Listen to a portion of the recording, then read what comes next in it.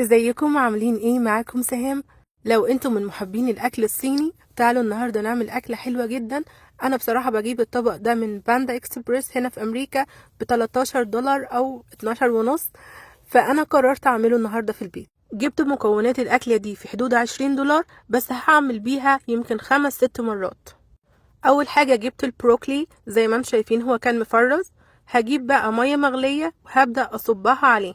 هسيبه في المية المغلية دي 10 دقايق بالظبط، هيطلع معاكم زي ما يكون مسلوق وكمان ماسك نفسه مش مهري. تعالوا بقى في طاسة على النار نحط قطعة من الزبدة ونحط معلقة من التوم المفروم أو 3 فصوص توم.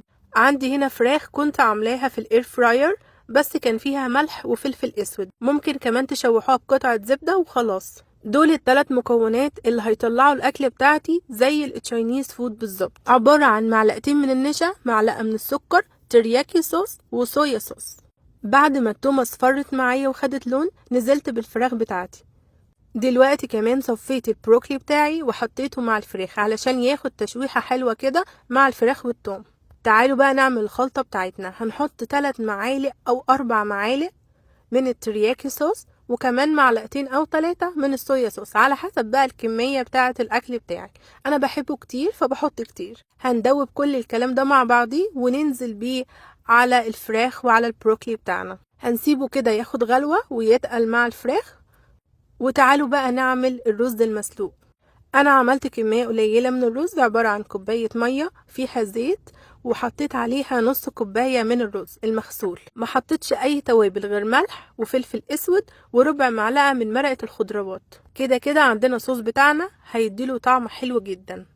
تعالوا بقى نعمل طبق التقديم. جبت الطبق ده وحطيت جواه بولة صغيرة، بعد كده حطيت الرز زي ما انتم شايفين علشان نعمل كده طبقة في النص او حتة فتحة كده في النص.